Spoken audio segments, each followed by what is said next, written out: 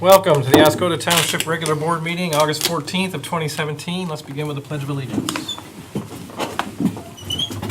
I pledge allegiance to the flag of the United States of America and to the republic for which it stands, one nation, under God, indivisible, with liberty and justice for all. Roll call, please. Ms. McGuire. Here. Mr. Palmer. Here. Mr. Gaske. Here.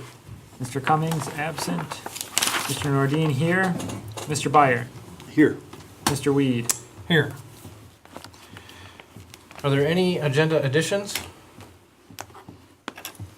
There's one informational item I will mention at the end of my report.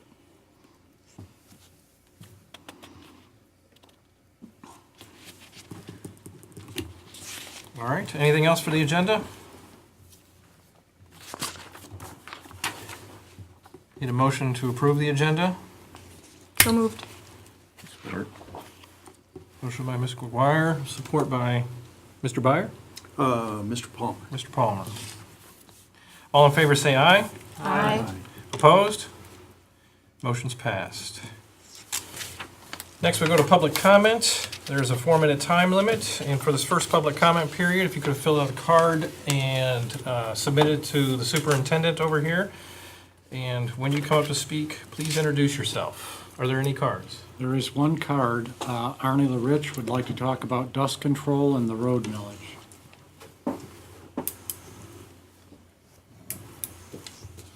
Arnie LaRich, Oscoda, Westwood Drive. I'm hoping to learn some things here because I've been reading through the minutes and the agenda items on this issue and the millage, and I'm having a very hard time following it from what's online. Was not able to attend any of the meetings. It's difficult when the meetings, predominantly most of the discussions seem to be occurring during the day. And so that made it more difficult. But anyways, number one, the dust control. In May, the township voted and took advice from your contractor on the dust control to try a new chemical this year. I can say from my experience so far,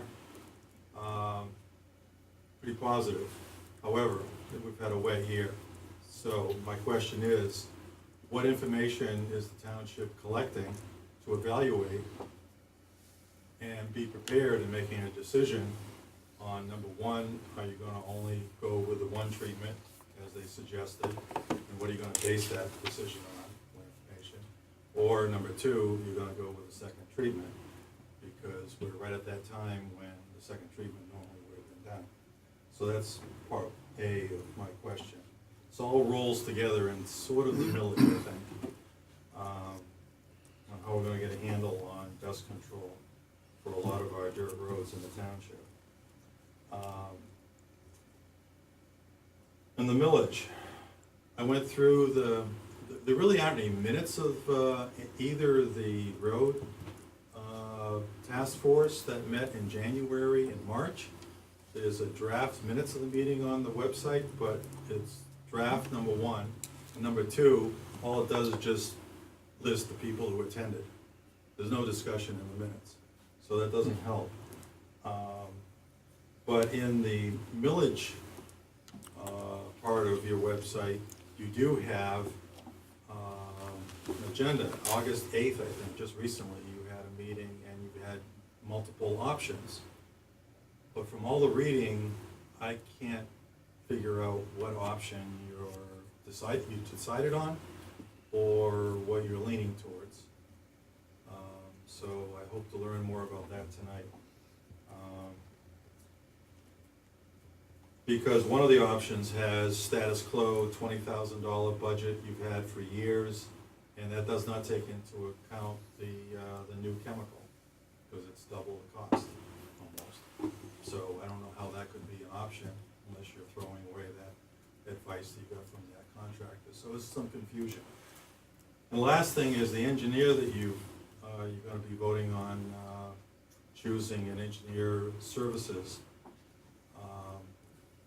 I'm glad that you included the paragraph, you're looking for expertise on streets and maintenance and things like that. That's a good thing. However, one sentence in there, I think, changes the whole reason for having an engineer with some expertise on roads and how to negotiate and how to work with the county. Because it says, note, the county is responsible for all the roads. Well, in my calls to different townships in the area and another county road commission, they handle it differently with their road commission. The township stands up for doing it the right way. And there are things that hopefully the engineer will advise you on. Because you don't have, the people in the township, they do the best they can. And I've talked to them as they follow the contractor for the dust going around. However, they don't have enough time to really do it, nor the horsepower, I think, to go up against the road commission. Thank you very much. Thank you. You have any other cards? We do not. All right, next, the consent agenda.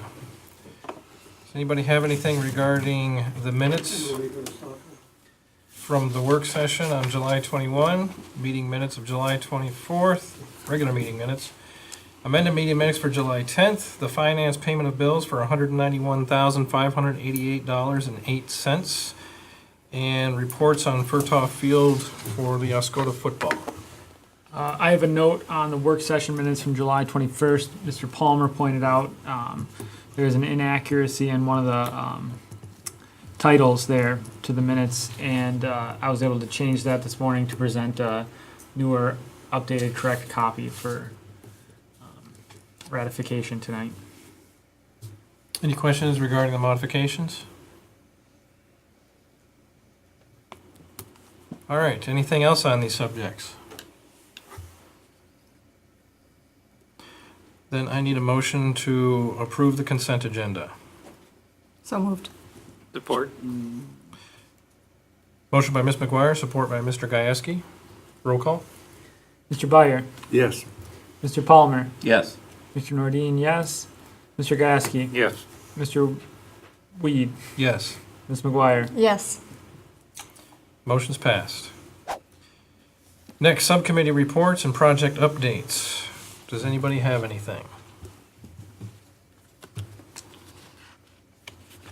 Anything from the Planning Commission? Bob, road committee, did we have a meeting on the 8th of this month? Road and sidewalk? No. No, millage. No, we did not. millage, I see, okay, all right. Regarding the bike path, Phase 3, we're waiting on a package from Spicer Engineering on the, on progressing on getting the grant started for that. For the millage committee, to address a portion of what Mr. LaRiche talked about, the meeting minutes were not approved. We had some modifications to them, so once those get adjusted, then the minutes will get posted. To the 8th meeting or the previous ones? 8th. I don't know about previous ones. Well, I don't think we previous had ones any for the were previous road ones. Committee meetings, those minutes were never enacted. Sure. Well, they're there in essence. They are there. What needs to be there is there, and that's all that was available for that meeting. You're correct. There is no dialogue recorded, but In the draft. absolutely, you're right. There is who is present and any action taken, which is none because it's a subcommittee. We have not decided yet on a specific option. We've narrowed it down pretty far regarding both police millage and road millage. But we are going to have a report generated that's going to outline several details in it. And then we're going to adjust as needed, get it to a point to where we then have something firm and that we can present it to the board here for review. That'll be at a future. Correct. meeting? At a future millage meeting.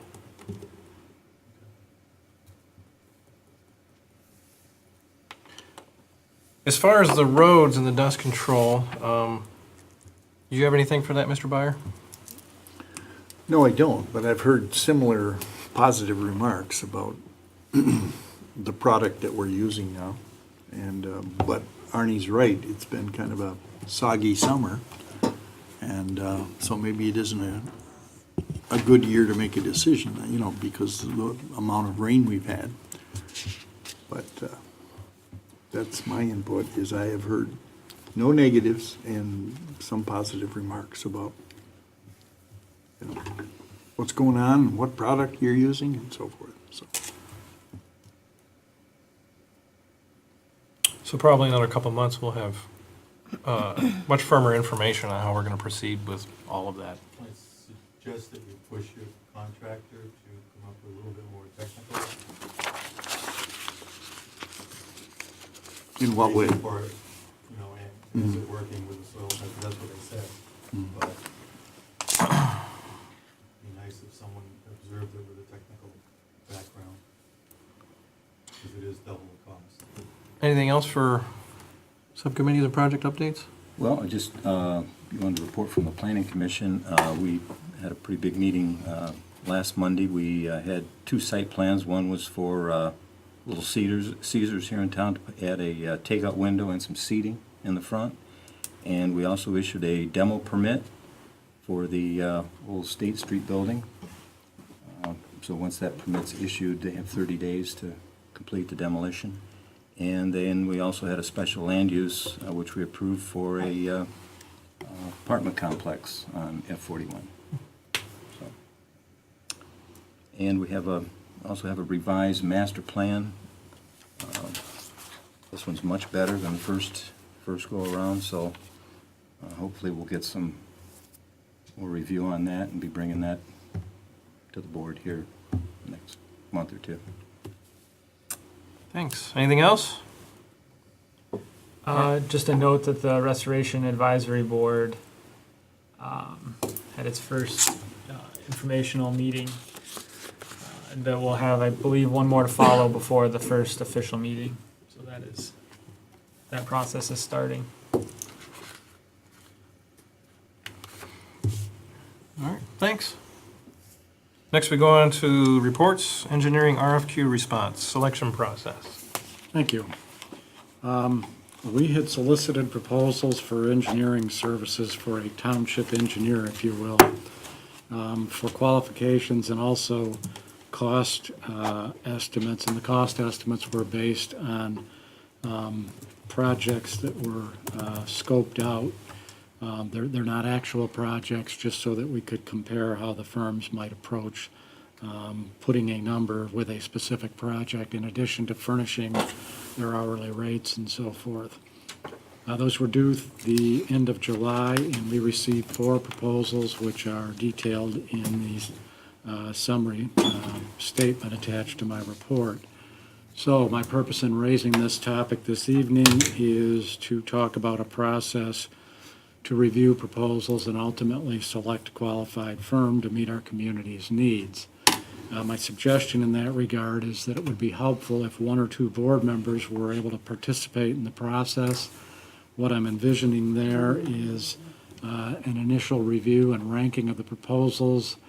Staff and the board member or board members would get together to talk about that ranking process, determine which firms would be interviewed, undertake the interview process, and then staff would formulate a recommendation for the board, inclusive of input from the board member or board members participating in the process. So I am seeking endorsement of that general outline of proceeding and the selection, and also inquiring as to whether we have a board member or 2 that would like to offer assistance in undertaking the process.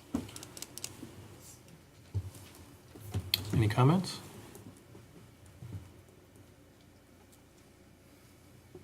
Well, I'd be happy to help with doing an interview with the Great. prospective clients or engineers. Is there anybody else who wants to be a part of that? Yeah, I'll be part of that.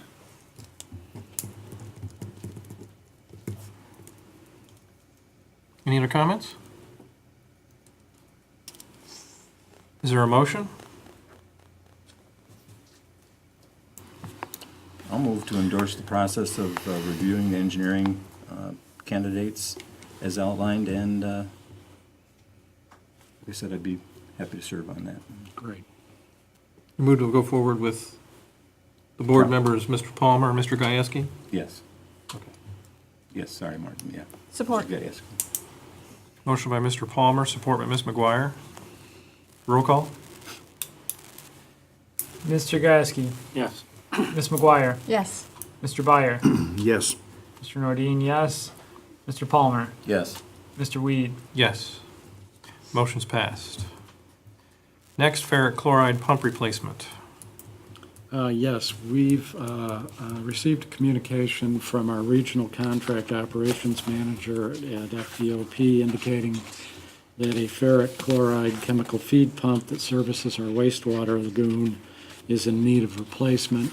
In short, the pump that is no longer operable is older, it has a failed circuit board, and replacement parts aren't available. The contractor solicited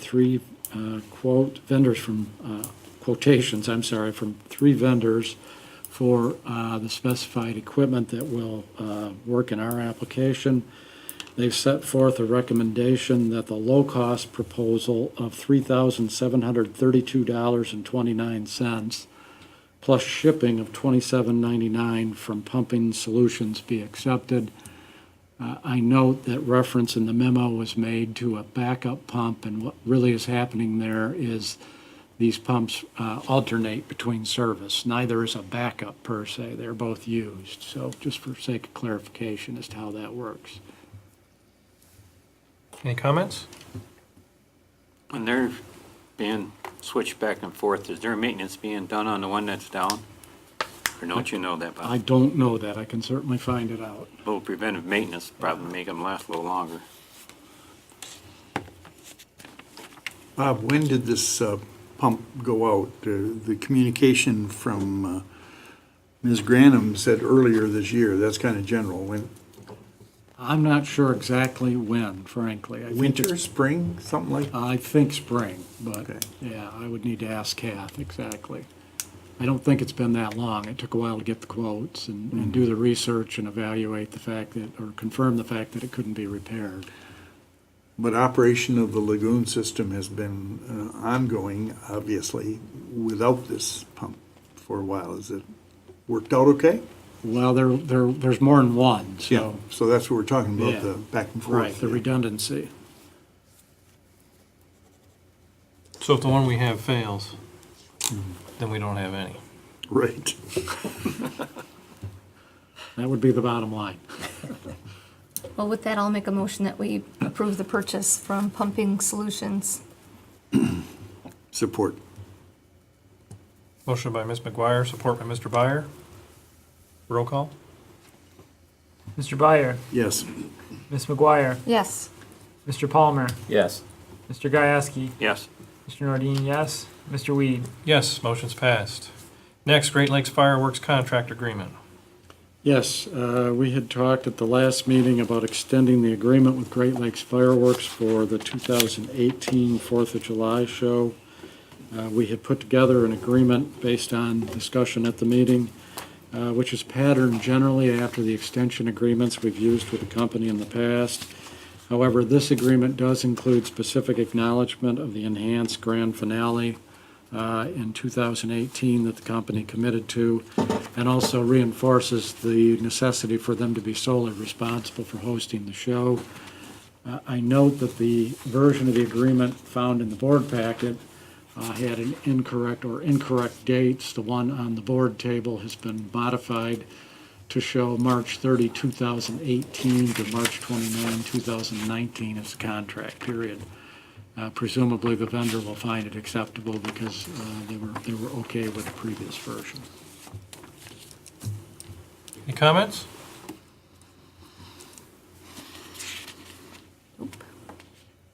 We do not have to supply anybody or any equipment this time around, Bob? That is our definite intent, yes. Okay. Is there a motion? I move we go ahead with this new agreement with Great Lakes Fireworks for the fireworks display in 2018. Support. Motion by Mr. Byer, support by Ms. McGuire. Roll call? Mr. Nordine, yes. Ms. McGuire, Yes. Mr. Byer, Yes. Mr. Palmer, Yes. Mr. Gasky, Yes. Mr. Weed. Yes, motion's passed. Next, sewer backup and oil water separator. Yes, a few weeks ago, an issue arose involving an oil-water separator in a building operated by a tenant of the airport authority. In particular, the tenant noted upon attempting to remove the liquid material from the oil-water separator that it contained sanitary sewage. It became clear in investigating that that had come through the sanitary sewer connection to that oil-water separator. And when that issue became evident at that point in time, the tenant had become obligated to pay a bill of $2,170 to remove materials. We were then contacted by a representative of the airport authority, and given potential odor and sanitation issues, there was some sense of urgency in terms of need to deal with the situation. Discussion took place involving myself, the airport authority representative, and representatives from F&V. We talked about potential avenues to address the situation, and as a result of that discussion, an understanding was established, subject to approval of the Township Board and the Airport Authority, if it unfolds in that way, that the cost to pump and remove the remaining material would be split between the Township and the Airport Authority. There was also discussion, and that understanding was based upon the fact that the Township would explore the possibility of pursuing an insurance claim for the cost of removing the materials. In the meantime, the contractor we have evaluated our sanitary sewer system through the SAW program has cleaned and televised that particular area. We're expecting information to be available in the near future, which would be helpful in determining whether an insurance claim might have merit. Our insurance agent has indicated that those claims are typically not approved unless there's a defect in the system. So it's a fairly high bar for insurance coverage to be triggered. I have now a final cost for pumping the material. That is $7,470.79. On that basis, I'm seeking approval to reimburse the airport 50% of that amount to remove the materials from the oil-water separator if we determine that an insurance claim is not feasible. Our agent has suggested once we have the information available, we should submit the claim, but again, it seems doubtful at this point that it's going to be covered. Any comments? This is a really picky-uni thing, but you just said that the latest cost figures are $7,470.79? 95 cents. Okay. All right. I thought I heard you say 79. I Okay. did, I misspoke. 95 is the figure we have here. Yeah. So, He did. He spoke. my buddy here says you made an error. That could be. That could be. Any other comments? Is this the first time this has ever happened throughout the whole airport authority? I wouldn't say it's the first time I remember it happening. It's possible it's happened before on a more moderate scale and it was dealt with, but at least that I'm aware of. When they do this cleanup, is this in a big tank? Or is it cleaning all the pipes out? This included the piping leading into the separator also. Separator. Yeah.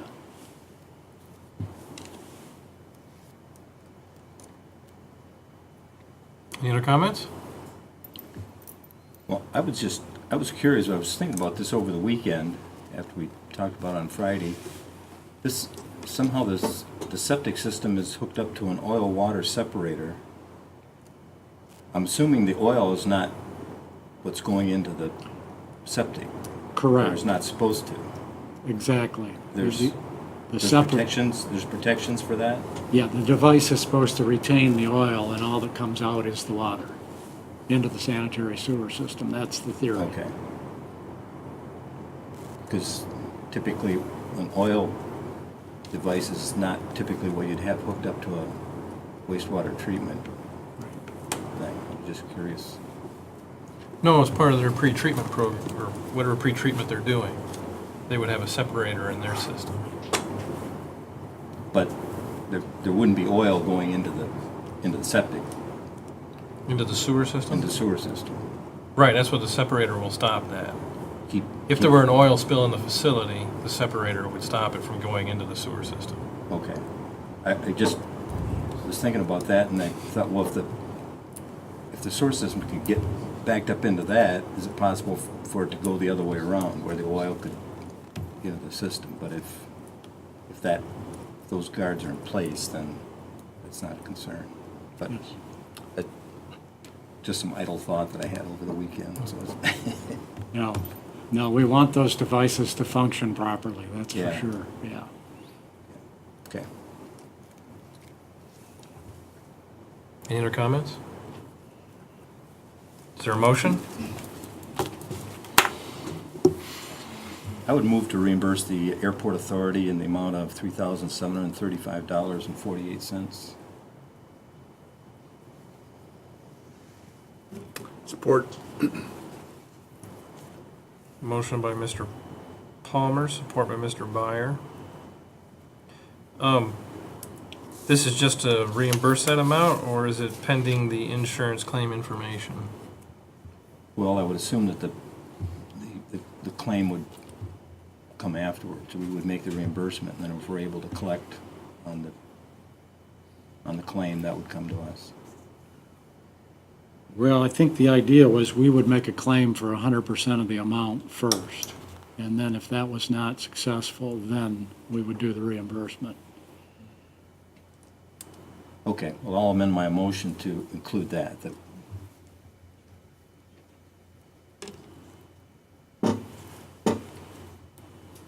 All right.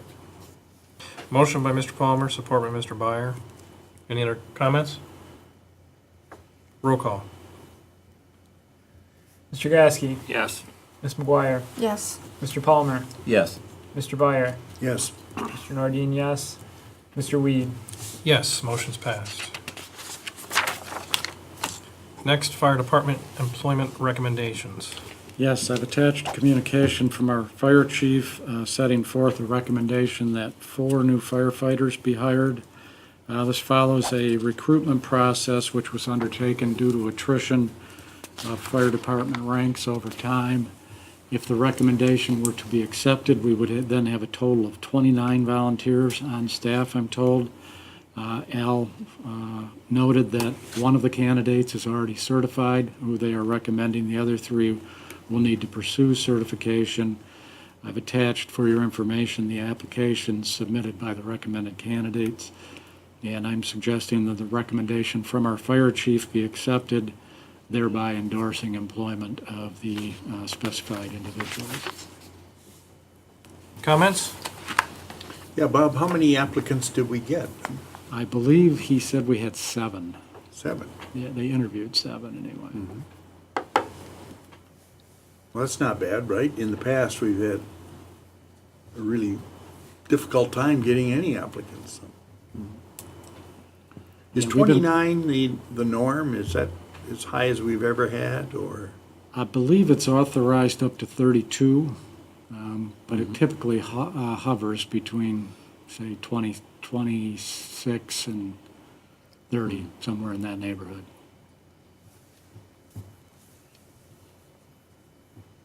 Any other comments? Do you need individual motions for each person? That would be at the board's discretion. My suggestion is if there were concerns with any particular candidate, that would be appropriate. Otherwise, it's not necessary. I move we accept the recommendation of all 4 of these applicants that are being recommended by the fire chief. Support. Motion by Mr. Byer, support by Mr. Gieske.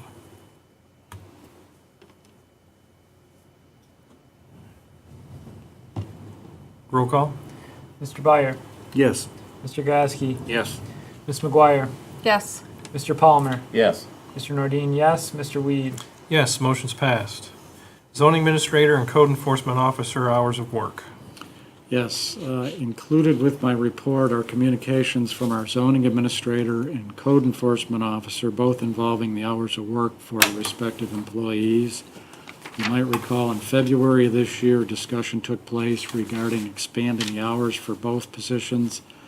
Zoning administrator went from 24 to 28 hours per week, and the code enforcement officer was authorized up to an additional 5 hours per week, thereby going from 20 to a maximum of 25. We're coming up on the end of the 6-month period the board authorized for maintaining the expanded schedule, and the employees in both cases are indicating that the workload and time demands have not abated for the positions, and therefore they are requesting that their hours be maintained, and in at least one case, potentially expanded. To that point, I've attached an excerpt from my superintendent's report in February, whereby the subject was discussed at some length and caution was advised as to the potential consequences of expanding the schedules, particularly the full-time impact, or the impact of a full-time status from an economic standpoint. Given the fact that that particular possibility's been raised again and the desire's been expressed, I feel compelled to reiterate that the concerns and observations voiced in that report remain valid from my perspective. Having said that, assuming we wish to maintain the current schedules to accommodate workload demands, consideration might be given to extending them through the current budget year-end, for all practical purposes, with the understanding that we would talk about the requests and the situation as part of the budgeting and planning process for 2018. Comments? I went back and read what you gave us about your comments previously, and the main thing I got out of it was that you're concerned about like a slippery slope going to a full-time employee or two full-time employees. Am I right? Well, You that's think- part of it. I'm concerned with the economic impact. We have budget challenges per se. Yeah. I'm concerned with the potential impact on other employees. We certainly have other employees who would like to be full-time as well. We have quite a few part-time employees. Not that we certainly can't consider making changes, but I just caution that we need to be judicious and thoughtful about that, because I think there's a possibility that we will receive additional requests. And I also, I think, observe that in the case of both positions, the more effort that's expended, the more time's required to address the results with enforcement, or it's a little bit like a police officer writing a lot of tickets or taking on a lot of cases. The more they work, the more they need to work to do the follow-up, et cetera. So to some extent, it can become a self-fulfilling prophecy. Well, but I would think that if we truly want to advance our township forward and expand and bring new businesses in and all those sorts of things, we need to have at the very least a full-time zoning administrator that can meet those needs. Because, I mean, if people are coming into the office now, if they decide to come in the afternoon seeking information about a land use permit or site approval, there's nobody there. And I don't think that sheds a good light on Oscoda in terms of us trying to promote the township. I understand we have budget concerns, but I would certainly hope that in our budget work sessions, we can take a serious look at perhaps making one or both of these full-time employees. I think they're both important. I'm not saying the other part-time employees aren't important. I'm sure they are. But I believe that a full-time zoning administrator especially could function to actually bring more revenue into the township over the long term. If the work that's being done there to issue site plans and land use permits and that sort of thing is a stimulus to the economy of the township, and I think it's something that really should take a serious look at, so. I understand the budget concerns, I have those concerns as well, but we're gonna be in the process of looking at that budget, and I think that merits a serious look at trying to accomplish that, if at all possible. I agree with Mr. Palmer. We have a lot of ordinances that are very outdated. Almost all of them need to get updated. And the longer it takes to do that, then the more issues we come across with how to enforce these ordinances. And the more streamlined we can make the ordinances, the more defined we can make them, the more appropriate we can make them for today's times, that will make enforcement easier. It'll relieve a lot of time off of enforcement. I understand the budget concerns. That's very serious for us. But I think that budget concern is going to get worse the more we neglect where we need to be with code enforcement and zoning. We have a big backlog in code enforcement. And so the self-fulfilling prophecy argument on it, I don't agree with, because the prophecy's been fulfilled that the more that we don't actively, full-time enforce these things, then the more we run across the difficulties of somebody saying, well, I've had this shed here for 7 years, why is it now a problem? And that causes us a lot more time to administer and battle than if we just take care of those things right away. Isn't our office is more of a courtesy office? Don't they usually do most of those things through the county? The Do we- building permit issuance process, that would be applicable, but the zoning part of it, no, that's totally a township function. Zoning and code enforcement. Okay. Yeah. I don't agree with making it full-time, or I just think that right now they're seasonally busy, and maybe they'll have more time to work on the ordinances during the wintertime when they don't have all the building permits and things like that are happening. So that's just my 2 cents. I'd like to find the money before we make the decisions. I'd like to be more responsible in that manner versus cashing the check and finding the money later. I'd like to carve out the money out of the budget and then make the decision. So I'd like to at least put this off until this decision to extend the extra hours until after we have the budget work session. And I have reservations about extending it at all.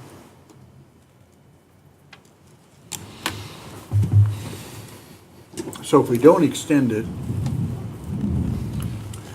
the code enforcement officer goes back to 20 hours, is that right? From 25 to 20? That would be correct, yes.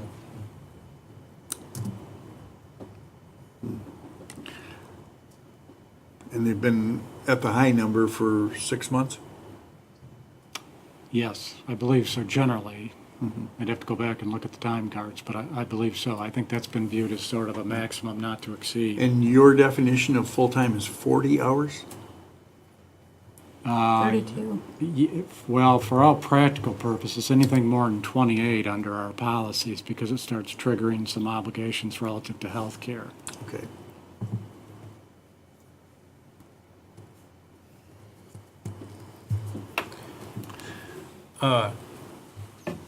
Zoning and code dig deep into the state laws. And if you want hours reduced, then I highly recommend that you look at reducing the amount of ordinances and codes that need to be enforced. Just a blanket, let's cut the hours, is not going to resolve the problem. We need solutions to match those hours. Until then, we got to have the hours to work these issues. This is a huge burden. Ordinances are a huge burden to try to get aligned properly. I think you raise an excellent point. That's, I guess, the underlying premise of my thought. I think that concept requires a lot of conversation best had at the upcoming work session, but that hits directly at my intention, I would say, in shrinking ordinances and codes that need to be enforced. But again, I think it'd be responsible to wait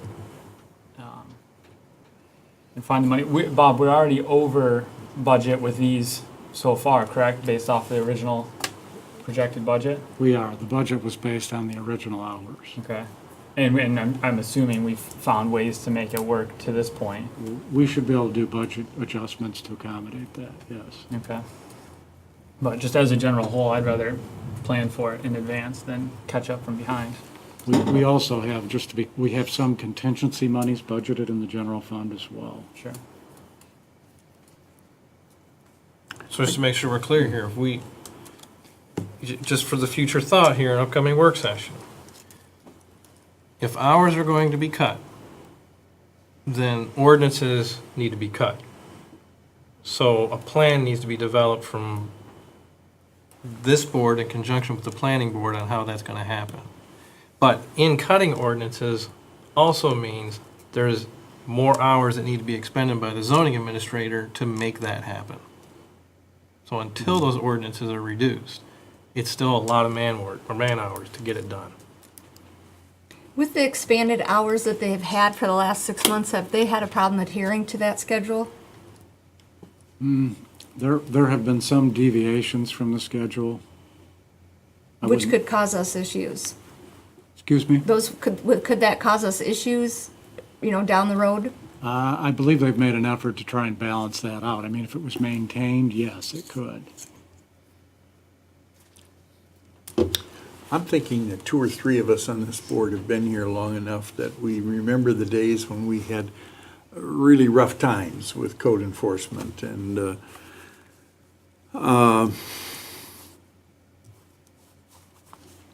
I think we have a pretty good team right now. I think they're doing a good job. I'd hate to lose either one of them if they go back and say, I can't do this. You're cutting me from 28 to 24, the other one from 25 to 20. I'm concerned about that. I think we got a good combo right now. Let's not screw it up. But the extension would be for how long? Well, what I had contemplated, certainly there's no magic bullet, was to the end of the year, and then, in September, October, we'll be talking about the budget. Mm-hmm. Certainly could be shorter pending the budget discussion if that were the board's preference. But I'd like to make a motion that we do extend the expanded schedule until the end of the year. Support. Motion by Mr. Byer, support by Mr. Palmer. Any comments? I would say I agree. I think Josh and Lorna do an excellent job. But in cutting their hours back to the original amounts, that is what they, in my understanding, that's what they took the job at. So we've increased them. And yes, we'd be taking them away, but that's right back to where they accepted the original position. So. But this isn't about trying to do them a favor of the extended hours. This is about getting a huge amount of workload done that these hours still don't accommodate for. Extended hours still don't accommodate for the amount of work they really need to get done. In order for them to get their work done appropriately, 40 hours a week is still pretty tough. And I think you have to understand, their biggest complaint is that they don't have enough time to do the job that they really want to do. Does anybody? No, but Okay. But it You're just working slows full-time. it slows it Well, down. yeah. It slows it down so much that we keep getting further and further behind. I mean, Well, maybe you need to realign the duties, like you said. Is there some things that we could not be doing that the county could be doing and just cut those out and just focus on the zoning? And then she would have more time to do that? I mean, maybe there's different solutions to it than just giving them more hours. Because there's other things, like Bob said, there's other part-time positions that are in the same position that they can't get done what they wanted, that they could get done if they had more hours. I mean, you're just starting something that you're not, you're already trying to keep your budget in line and keep your people at 28 hours. They're already deviating from that and, possibly causing issues. You can't have that.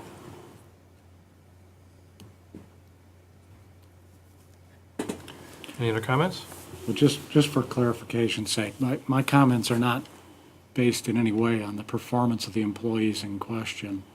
It's a matter of economics, and part of the reason we have so many part-time positions, if you look at the difference in cost between a part-time employee at 28 hours versus gaining 12 hours to move them to 40 with the benefits, it's a dramatic impact. That's really from a budgeting standpoint, that's it in a nutshell, and that's what I would suggest we look at in a little bit of detail in the budgeting process. Right, for 40 hours, Yes, but from 24 to 28. much less impact. Yeah.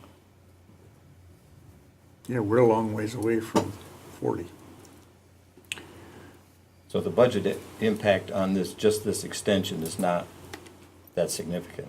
It isn't, and I believe I detailed that in my previous report. Yeah. If we extend till the end of the year, what is that? 1, 2, 3, 4.5 months, right?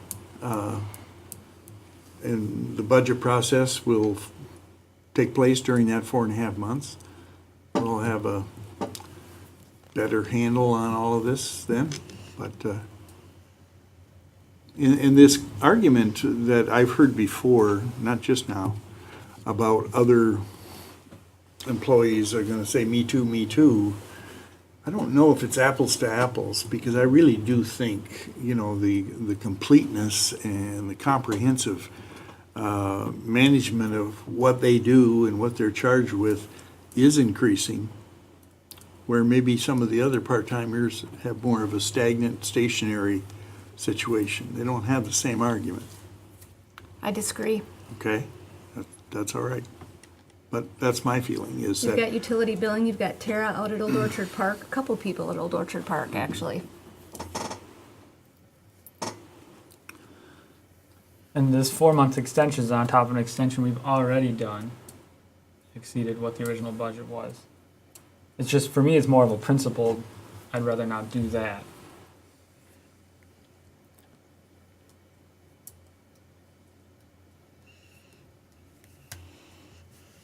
And for me, this is for the long-term ramifications you're gonna have by not keeping on top of ordinances and code. I could give the same argument for Old Orchard Park, though, Aaron, seriously.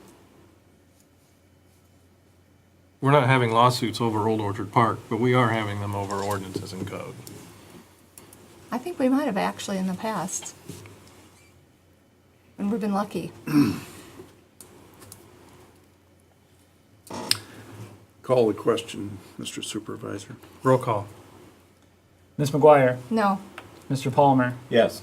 Mr. Gieske, No. Mr. Nordine, no. Mr. Byer, Yes. Mr. Weed. Yes. It's a tie. Motion has failed.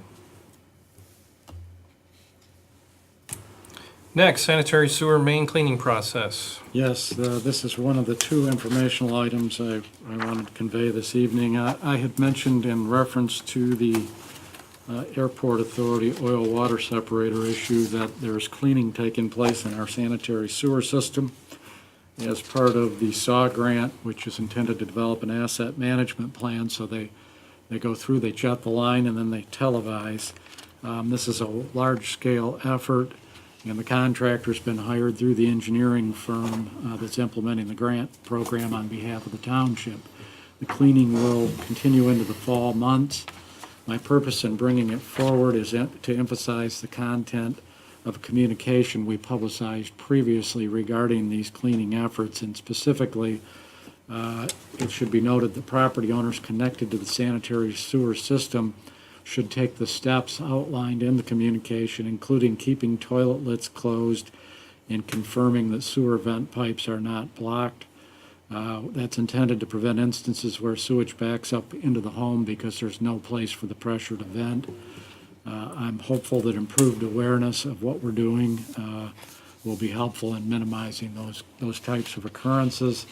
And then the final thing I wanted to mention is that there is a survey now available as of today that our advisory committee for the community center has put together. There are paper versions available at the library in the Township Hall, and there's also a link to take it online at the Township website. There's also other areas where that's been publicized. The committee is strongly encouraging members of the community to take advantage of the opportunity. If folks have a choice, doing it online would be preferable because it allows for more meaningful ability to analyze the data and the results. But in any event, it's there, it's available, and it will be there for about 10 days.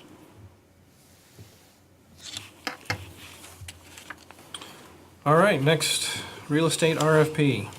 Okay, at the June 12th meeting, the board authorized the issuance of an RFP to retain the services of a real estate company to market the township-owned properties that the board had determined to be surplus. The RFP was distributed to the vendors located within Oscoda Township, as well as the members of the Northeast Michigan Board of Realtors. Unfortunately, there were no bids received with the solicitation. At this time, the board could reconsider issuing the RFP, but with the lack of interest to date, it would appear that the outcome might be the same. If we were to reconsider issuing, we might want to consult with some of the people that we emailed the RFP out to see if they had could give us any indication why they weren't originally interested in submitting a proposal. Sorry. So tonight I'm seeking direction from the board in regard to what your next step would be in this process. Comments?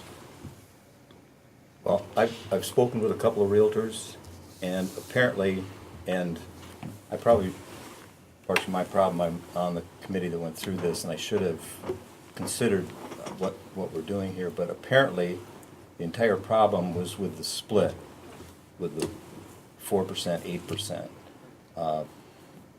We were considering that normally commission for a realtor is 6%, and that's split 3 and 3, but that's for like a single property.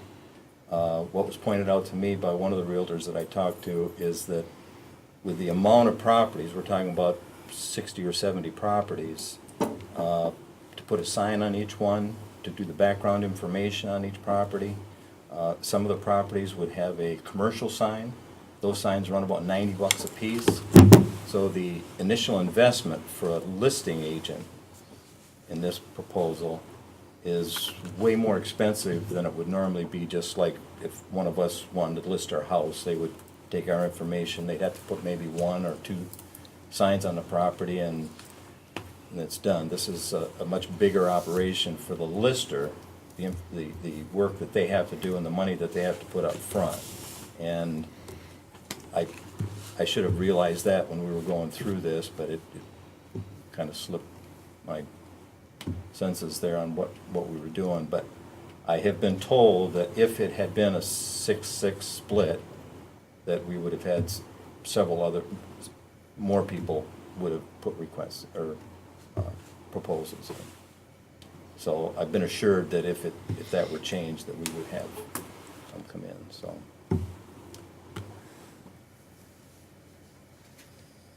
I'd like to give some consideration to possibly an auction.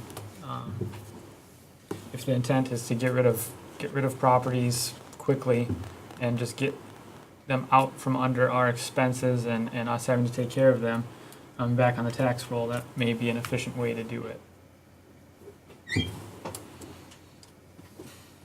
Well, last time we talked about this and the auction came up, I made the comment it shouldn't be too hard. There must be a site, internet site, where you could talk to other entities that have disposed of property. How did an auction work for them? I still think that we ought to pursue that. Because an auction can really bite you if you, 2 people show up and somebody offers $23.16 or something, and high bid. If you were considering an auction, you could always set a minimum bid as well, so you could have if the board's considering that, I guess. I just had input from, especially one of the realtors that I talked to, and they had anticipated talking to some developers downstate that they thought would be interested in some of the properties here, but it would amount to some considerable expense on their, as a listing agent, to pursue those avenues, but they fully intended to do that if the listing commission were equal to the selling commission. So, just for information, I do like the idea John brought up of an auction. I'm just wondering if that might not be our second course of action, as opposed to, listing the properties like we had originally talked about. And it, from the discussions I had with some of the realtors, they're interested in marketing these properties, and they have a pretty good sense that they can sell a lot of them. And I would think if we reissued the RFP, we'll get some responses. Then after that, perhaps an auction might be the way to clear the table of whatever's left. I'm just not sure whether you're putting the cart in front of the horse if you have the auction first, as opposed to actually trying to sell the properties and marketing and that sort of thing. So, just a thought. I think I'd like to get information about an auction first, and then decide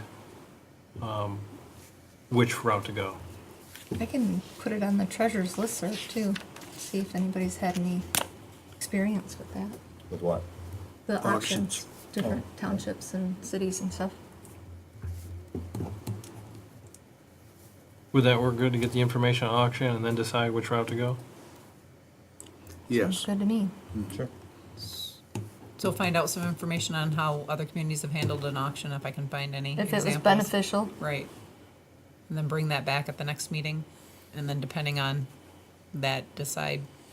And specifically, if areas have had as many properties as we have to auction. Right. Because that's a consideration. It's one thing to have an auction to sell your old schoolhouse over Yeah. here, but quite another to sell 60 or 70 properties. Mm-hmm. Right, because somebody would still have to compile all that information and do the, minimum, all that. Right. Okay. All right, thank you.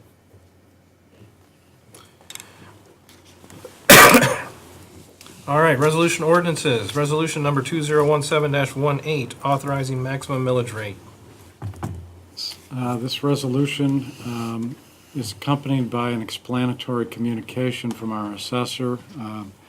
Essentially, it would establish our millage rate for the upcoming budget year at the maximum. A truth in taxation hearing is not necessary based on the calculations because our values did not increase over the threshold that the calculation would yield. The specific millage amounts would be 4.6908 for the general fund, 0.0909 for the senior citizen center, and 0.900 for the fire department equipment fund. Comments? Is there a motion? Make the motion, we authorize resolution 2017-18. Support it. Motion by Mr. Gieske, support by Mr. Weed. Roll call. Ms. McGuire, yes. Mr. Palmer, Yes. Mr. Gieske, Yes. Mr. Nordine, yes, Mr. Byer, Yes. Mr. Weed. Yes, motion's passed. Next, garage sale permitting process. In keeping with trying to make things more efficient, to work with our current man-hour situation,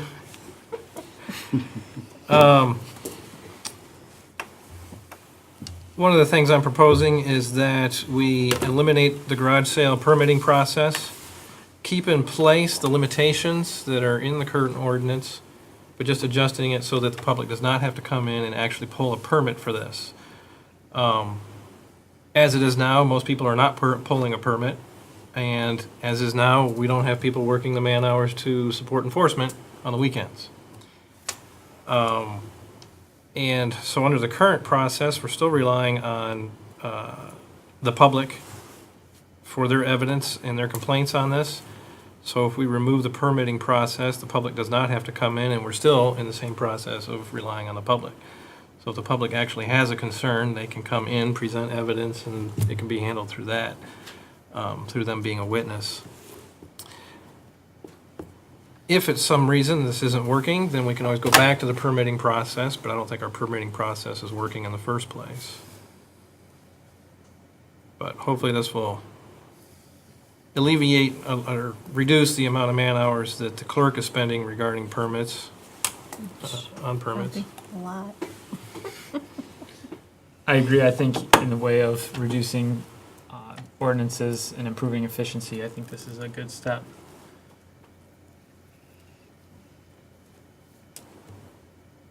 Any other comments about it? So the only governing factor is angry neighbors that would come into us and say, hey, this guy next door to me has had 7 garage sales, and I got cars in front of my house all the time. But some neighbors don't want to offend the neighbor before, you know what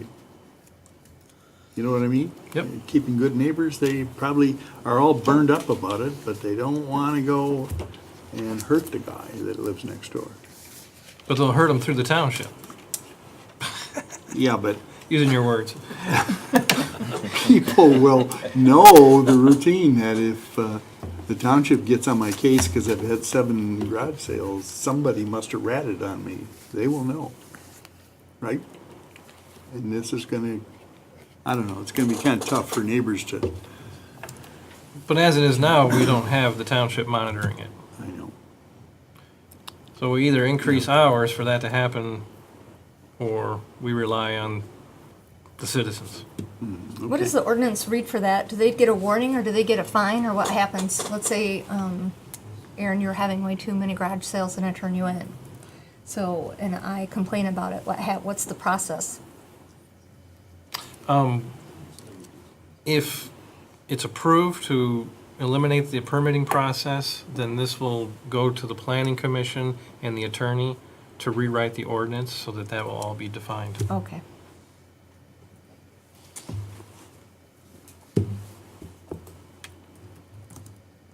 Any other comments? All right, then I'll make a motion to go forward with removing the permitting, or to have the planning commission look at removing the planning, or the garage sale permitting process, and then bringing a new ordinance in front of the board, or Support. recommendation. Support. Motion by Mr. Weed, support by Ms. McGuire. Roll call? Ms. McGuire, Yes. Mr. Palmer, Yes. Mr. Byer, Yes. Mr. Nordine, yes, Mr. Gieske, Yes. Mr. Weed. Yes, motion's passed. Next, September drop-off refuse collection event. At the last meeting, we had talked about the desire of the board to schedule a second drop-off refuse collection program this fall. We had specifically spoken about the date of September 16th as a desirable time to do that. Just when the packet was being put together, we got confirmation from the vendor that that date would work for them. So we put together the flyer that's included in the packet, which is essentially the same as the one earlier this year, with the exception of the date change. So, assuming we want to follow through on the discussion from our last meeting, I am looking for potential approval to notify the vendor that we, in fact, wish to proceed on September 16th. And then we would need to advertise accordingly. Comments? I think it'll be important to see what the turnout is on the second one, and then that'll help to make a determination for next year if we want to stick with one or have 2. John's really good about keeping track of that for us, so. Yeah? Mm-hmm. Yeah. Any other comments? So the advertising is going to be done through the Oscoda Press? Oscoda Press on our message sign Okay. website. Facebook?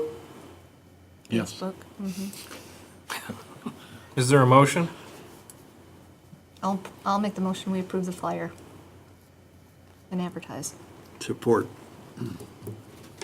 Motion by Ms. McGuire, support by Mr. Byer. Roll call? Mr. Byer, Yes. Mr. Palmer, Yes. Mr. Nordine, yes. Mr. Gasky. Yes. Ms. McGuire, Yes. Mr. Weed. Yes, motion's passed. Next to public comments. A card does not have to be filled out, but there's still a 4-minute time limit. If you come forward, please introduce yourself. Does anybody wish to speak? All right, then on to board comments. Does anybody have anything? I do. Just a reminder for people, we have these lovely little glasses here for the solar eclipse that's coming Monday, August 21st, about 1:30 in the afternoon. So you can stop by the library and pick up a pair and get out there and check out the solar eclipse. Are those certified ones? They are certified. From NASA. NASA. Anybody else have anything? Ian, regarding the Alcona Health Center's occupancy of space at the hospital, anything new on that? I've asked the question a couple times and haven't gotten any update. A year ago, we were told 3 years. So as far as I know, it's still that. And they are still our biggest tenant there. Correct. But I'm going to comment that the demolition permit that we approved was to tear down the old building, the 2008, to build a 2-story facility for Alcona Health. So they are moving forward with that. Right. So I would think within 2 years, right? So that puts Yeah. them kind of what they said, 3 years. Yeah. The developer was, or the builder was there, and he said that they have built, I think he said 2 other facilities already, and he said they're beautiful. So, something to look forward to downtown. Do they indicate what the exterior building materials would be? Brick, stucco, nothing? No, they're at the point of tearing the old building down. Right. So they haven't, they have to come back for site plan review, No. though? No. But, remember, they have 30 days on their permit, so once the permit's issued, I think you can expect to see that building down within a month. But for her question, they have to come back for site plan review for when they construct. For the No, construct? no, that'll be sometime, probably next year. But they will have to do But they that. will will, have to come back, yes, right? yes, Right, so yes. questions can be asked then, or Yeah. things put in place so that certain building materials? Yeah, they'll be coming back for site plan review for that. Anybody else? So I'd like to say, for the upcoming work session regarding planning and zoning, for any ideas, do some research, come up with anything that, if you say, I want hours extended, as to what will be used for those hours extended, if you want them cut, how is the workload going to be cut to accommodate those hours? Because we can say we want hours cut, and then just say, you guys figure it out, but they figure it out and it comes back and we don't like it, then it just delays everything even further. So, please come with ideas and plans. Do we have a date for the work session? Anything else? Then I need a motion for us to go into closed session to consider privileged and confidential attorney-client communication to include Mr. Stalker and Mr. Eppert, since they have pertinent information regarding this subject. I'll make the motion. Support. Motion by Ms. McGuire, support by Mr. Gieske. Roll call? Mr. Gasky. Yes. Ms. McGuire. Yes. Mr. Byer. Yes. Mr. Nordine, yes. Mr. Palmer. Yes. Mr. Weed. Yes. Okay, we're in closed session.